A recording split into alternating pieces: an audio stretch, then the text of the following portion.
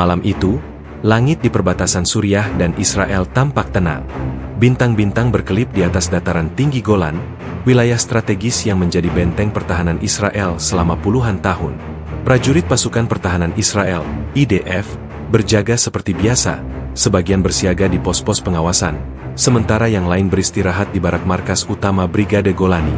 Tak seorang pun menyangka bahwa dalam hitungan menit, segalanya akan berubah menjadi neraka. Pukul 2 waktu setempat, sistem radar Israel mendeteksi anomali. Puluhan titik panas muncul di layar, bergerak cepat dari arah timur, dari wilayah Iran melalui koridor udara Irak dan Suriah. Alarm rudal segera berbunyi, tetapi semuanya terjadi terlalu cepat. Incoming! Incoming! Take cover! Teriakan itu terpotong oleh dentuman pertama. Rudal balistik Iran menghantam markas IDF dengan presisi mengerikan. Ledakan pertama mengguncang kompleks barak utama, meluluhlantakkan bangunan beton bertulang seolah-olah terbuat dari kertas. Para prajurit yang sedang tertidur tidak memiliki kesempatan untuk menyelamatkan diri. Dalam sekejap, nyala api menjilat langit, diikuti asap hitam pekat yang mengepul ke udara. Kami diserang. Markas utama kena langsung. Banyak korban. Laporan radio dari regu penyelamat terdengar kacau, diselingi suara jeritan dan deru mesin yang terbakar. Sumber militer Israel yang enggan disebutkan namanya mengungkapkan, setidaknya 30 rudal balistik jenis Fateh 110 dan Zolfaghar, dengan hulu ledak seberat 500 kg, menghantam sasaran. Beberapa di antaranya dilengkapi dengan hulu ledak klaster, yang memuntahkan ratusan submunisi yang mematikan di area seluas 2 km persegi. Ini bukan serangan biasa. Mereka tahu persis di mana kami berada, kata seorang perwira IDF yang selamat, wajahnya penuh luka bakar. Pusat Komando Lapangan IDF berusaha merespons, tetapi kerusakan infrastruktur komunikasi membuat koordinasi hampir mustahil. Tim medis darurat kewalahan, ambulans militer bolak-balik mengangkut tentara yang terluka parah, sementara yang tewas terpaksa dibiarkan tertutup reruntuhan. Laporan awal yang bocor ke media internasional menyebutkan minimal 500 tentara IDF tewas, angka yang belum pernah terjadi dalam sejarah konflik Israel-Iran. Sebagian besar korban adalah anggota pasukan infanteri dan unit artileri yang sedang bermarkas di lokasi. Beberapa di antaranya adalah perwira berpengalaman yang pernah bertugas di operasi lintas batas di Suriah dan Lebanon. Kami kehilangan banyak saudara hari ini. Ini adalah hari tergelap dalam sejarah IDF, kata seorang komandan batalion dengan suara parau. Hanya 10 menit setelah serangan, media pemerintah Iran mengeluarkan pernyataan resmi. Operasi Badai Keadilan telah dilancarkan sebagai balasan atas pembunuhan ilmuwan nuklir kami dan agresi Zionis di tanah Suriah. Ini adalah pesan, kami bisa menyerang jantung pertahananmu kapan saja. Intelijen Israel mengakui mereka tidak mendeteksi persiapan serangan ini sebelumnya. Biasanya, peluncuran rudal skala besar membutuhkan mobilisasi pasukan dan logistik yang bisa terpantau oleh satelit atau drone pengintai. Namun, Iran kali ini menggunakan taktik baru. Rudal-rudal mereka diluncurkan dari lokasi tersembunyi di gurun timur Iran, dengan dukungan jaringan proksi di Irak untuk mengacaukan sistem peringatan dini Israel. Ketika kabar serangan ini menyebar, pasar saham Asia langsung anjlok. Harga minyak melonjak 8% dalam hitungan menit. Gedung Putih menggelar rapat darurat, sementara PBB meminta kedua pihak menahan diri, tapi semua tahu, Israel tidak akan tinggal diam. Di markas IDF yang hancur, seorang prajurit muda terlihat duduk di antara puing-puing, matanya kosong. Di tangannya, tergenggam dokteg rekan-rekannya yang sudah tidak lagi bernyawa. Malam ini, Timur Tengah sekali lagi terbangun oleh teriakan perang. Dan kali ini, api mungkin akan membakar lebih dari sekadar perbatasan. Tak sampai 1 jam setelah serangan rudal menghantam markas IDF, televisi pemerintah Iran menyiarkan pidato langsung pemimpin tertinggi Ayatollah Ali Khamenei dari sebuah lokasi rahasia. Layar kaca dipenuhi gambar-gambar ledakan markas Israel yang diulang-ulang, diselingi rekaman pasukan Garda Revolusi, IRGC, sedang bersiap meluncurkan rudal. Malam ini, kami telah menulis sejarah baru, seru Khamenei dengan suara menggema. Kekuatan Zionis selama ini mengira diri mereka kebal. Malam ini kami buktikan mereka hanya ilusi. Setiap tetes darah syuhada kami akan dibalas 10 kali lipat. Pidato itu disambut sorak ribuan pendukung di jalan-jalan Teheran yang langsung membanjiri alun-alun kota. Bendera-bendera kuning bertuliskan, "Kami siap hancurkan Israel," dikibarkan tinggi-tinggi. Di latar belakang, drone kamera menangkap pemandangan mengerikan. Sebuah replika markas IDF sedang dibakar dalam perayaan simbolik. Analis militer barat langsung membedah rekaman serangan yang dirilis IRGC. Ternyata, Iran menggunakan kombinasi rudal canggih. Pertama ada FATE-110 modifikasi terbaru, rudal balistik jarak menengah, 300 km, dengan akurasi circular error probable, CEP, hanya 50 meter, dilengkapi sistem pemandu elektro-optical terbaru. Kedua Zolfaghar Hypersonic Glide Vehicle, versi upgrade yang bisa mencapai Mach 8, membuat sistem Iron Dome Israel tidak efektif. Ketiga drone kamikaze Shahed 136, dikirim sebagai umpan untuk mengelabui radar sebelum serangan utama. Mereka jelas mendapat bantuan teknologi dari Rusia atau Korea Utara, ujar John Miller, mantan analis CIA yang kini bekerja untuk think tank Washington. Akurasi dan waktu serangan ini menunjukkan tingkat kecanggihan yang belum pernah kami lihat sebelumnya. Di New York, Dewan Keamanan PBB menggelar sidang darurat pukul 4 waktu setempat. Duta Besar Aslinda Thomas Greenfield menyebut serangan ini pelanggaran brutal terhadap kedaulatan negara, sementara perwakilan Rusia Vasily Nebenzia justru menyalahkan provokasi Israel di Suriah. Tapi dampak paling langsung terasa di pasar keuangan yaitu harga minyak mentah Brent melonjak 15% ke level $98 per barel, level tertinggi sejak krisis Ukraina. Indeks saham Tel Aviv terjun bebas 12%, mengaktifkan circuit breaker untuk pertama kalinya sejak 2006. Nilai shekel rontok 5% terhadap dolar dalam perdagangan Asia.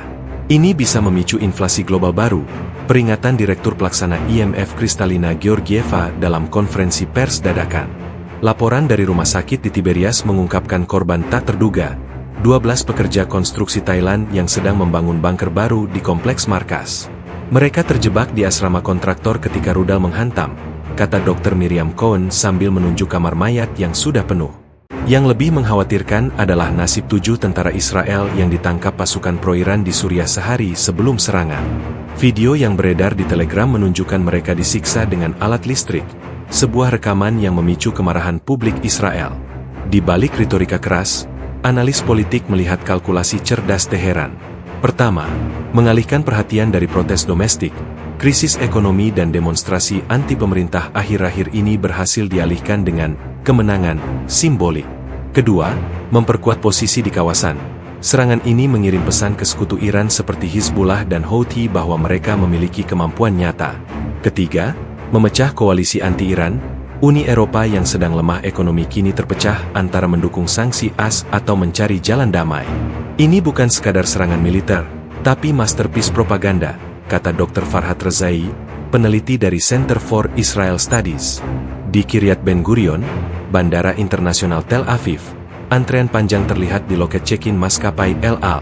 Warga Israel keturunan dual citizenship berbondong-bondong memesan tiket ke Eropa atau AS. Saya membawa anak-anak saya keluar sampai situasi tenang, kata David Goldstein, pengusaha software yang mengantri dengan 3 koper. Sementara itu, di markas besar IDF yang dipindahkan ke bunker bawah tanah di Negev, rapat kabinet darurat dipimpin PM Netanyahu berlangsung alot. Beberapa menteri terlihat berdebat sengit. Kita harus balas sekarang juga. Hancurkan Natanz, teriak Menteri Keuangan Bezalel Smotrich. Tunggu dulu, kita perlu persiapan lebih matang, balas Kepala Mossad David Barnea sambil menunjuk peta instalasi nuklir Iran.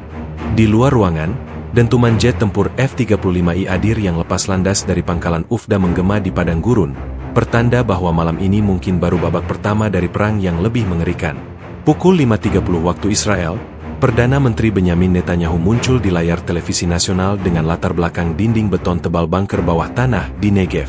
Matanya merah oleh kemarahan dan kurang tidur, suaranya parau namun penuh keyakinan mematikan. Malam ini, Iran menulis cerita mereka dengan darah tentara kami.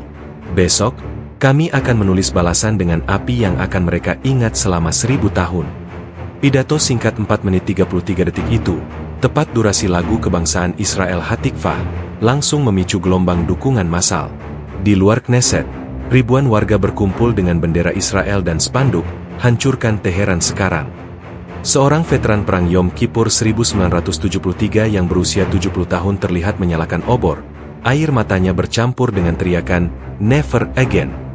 Kepala Staf IDF Herzi Halevi mengeluarkan perintah darurat yaitu, Pengerahan 300.000 cadangan, angka tertinggi dalam sejarah, termasuk unit elit seperti Sayeret Matkal dan Shayetet 13.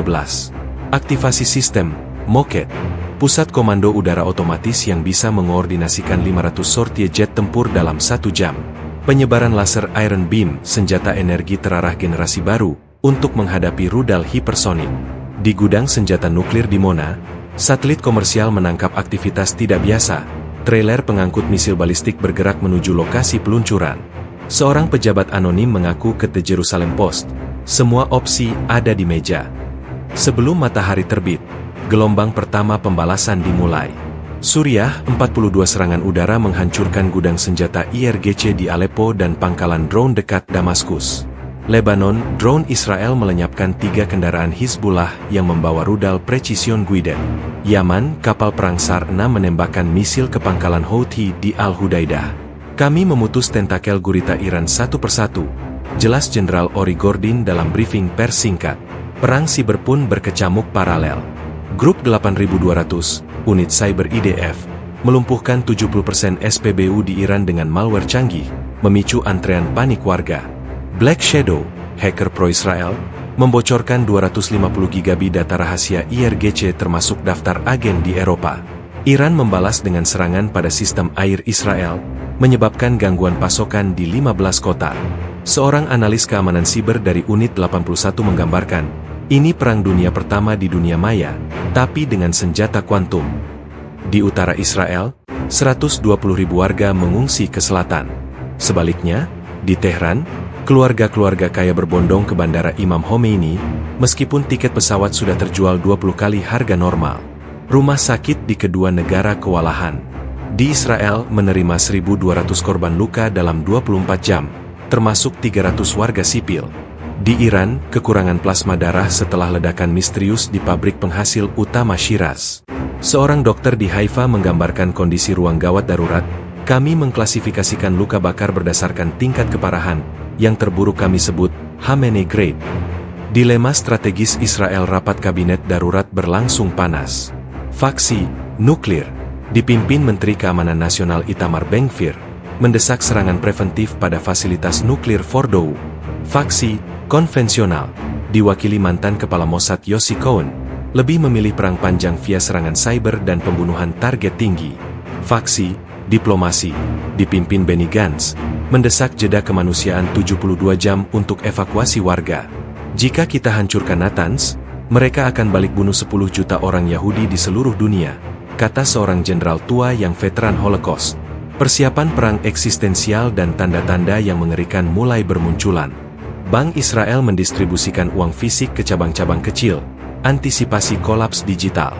Museum Yad Vashem mempercepat digitalisasi arsip Holocaust, takut kehancuran fisik. Elon Musk mengaktifkan mode darurat Starlink atas permintaan khusus Netanyahu. Di penghujung hari, ketika sirene serangan udara kembali berbunyi di Tel Aviv, seorang ibu menulis di Twitter, "Kakekku selamat dari Auschwitz karena bersembunyi. Sekarang aku menyuruh anakku bersembunyi di bunker." Sejarah berulang dengan teknologi baru. Malam kedua sejak serangan Iran, bulan purnama tergantung merah di atas Yerusalem, seperti pertanda darah yang belum kering. Jet-jet F-35I hadir terus mengangkasa, membawa muatan maut yang mungkin akan mengubah peta Timur Tengah selamanya. Di markas PBB New York, Dewan Keamanan menggelar sidang maraton selama 18 jam non-stop. Suasana memanas ketika Duta Besar Aslinda Thomas Greenfield menampilkan rekaman satelit high resolution yang menunjukkan detik-detik serangan rudal Iran. Ini bukan tindakan defensif. Ini pembantaian terencana, teriaknya sambil menunjuk gambar prajurit IDF yang terbakar hidup-hidup. Duta Besar Rusia Vasily Nebenzia membalas dengan melempar dokumen. Anda lupa menunjukkan serangan Israel 3 April ke konsulat kami di Damaskus. Ini hukum karma. Adegan paling dramatis terjadi ketika perwakilan Uni Emirat Arab secara mengejutkan meminta kata, "Kami usul embargo senjata ke kedua belah pihak." Langsung ditolak mentah-mentah oleh AS dan Rusia secara bersamaan. Dampak ekonomi mulai terasa global. Ini lebih buruk dari krisis 2008, kata Managing Director IMF sambil menatap layar merah di kantor pusat Washington. Intelijen militer Barat membocorkan dokumen mengerikan. Israel telah mengaktifkan sistem Jericho Effect, rudal balistik dengan 6 hulu ledak independen. Iran memindahkan 20 rudal Khorramshahr ke lokasi peluncuran tersembunyi, yang bisa mencapai Eropa Selatan. AS secara diam-diam memindahkan B-52 Stratofortress ke pangkalan Diego Garcia. Seorang whistleblower Pentagon membisikkan ke reporter BBC, ada skenario di mana Tel Aviv bisa hilang dalam 7 menit. Di luar gedung-gedung pemerintahan, massa berkumpul. Di New York, 50.000 demonstran pro-Palestina dan pro-Israel bentrok di depan PBB. Di London, aktivis lingkungan membentuk rantai manusia sepanjang Thames, membawa poster, Climate Can't Wait Amid War. Di Jakarta, ribuan orang sholat gaib untuk korban di Masjid Istiqlal. Yang paling mengharukan terjadi di Berlin, di mana sekelompok penyintas Holocaust usia 90-an duduk di depan kanselir Jerman memegang poster, "Kami sudah melihat neraka, hentikan ini sebelum terlambat." Di ruang rapat bawah tanah yang pengap, PM Israel dikelilingi 12 jenderal dan 6 menteri teras. Di meja terdapat 3 opsi. Pertama, serangan nuklir terbatas, hancurkan 3 fasilitas nuklir Iran. Kedua, invasi darat ke Lebanon, hancurkan Hizbullah dulu. Ketiga, gencatan senjata. Pilihan ada di tangan Anda, bisik Kepala Mossad sambil menyerahkan tablet berisi analisis kerugian masing-masing skenario. Pukul 23.59 waktu Timur Tengah, ketika seluruh dunia menahan napas. Di Teheran, IRGC mengumumkan kesiapan tingkat tertinggi. Di Washington, Presiden AS menelepon langsung Netanyahu untuk terakhir kalinya.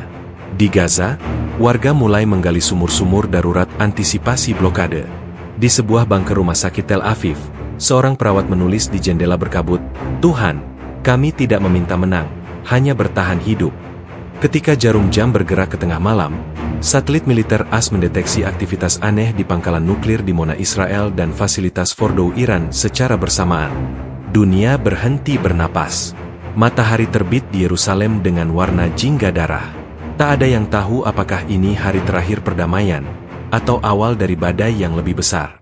Satu pesan singkat beredar di grup-grup WhatsApp warga Israel. Jika sirene berbunyi 3 kali, itu artinya perang total. Siapkan masker gas, air untuk 2 minggu, dan surat wasiat. Di balik layar, 3 tokoh kunci, Paus Fransiskus, Elon Musk, dan Kanselir Jerman, secara terpisah mencoba menghubungi kedua belah pihak untuk gencatan senjata darurat. Tapi di medan perang, ketika rudal sudah terpasang di peluncur, kadang naluri membunuh lebih kuat daripada suara akal sehat.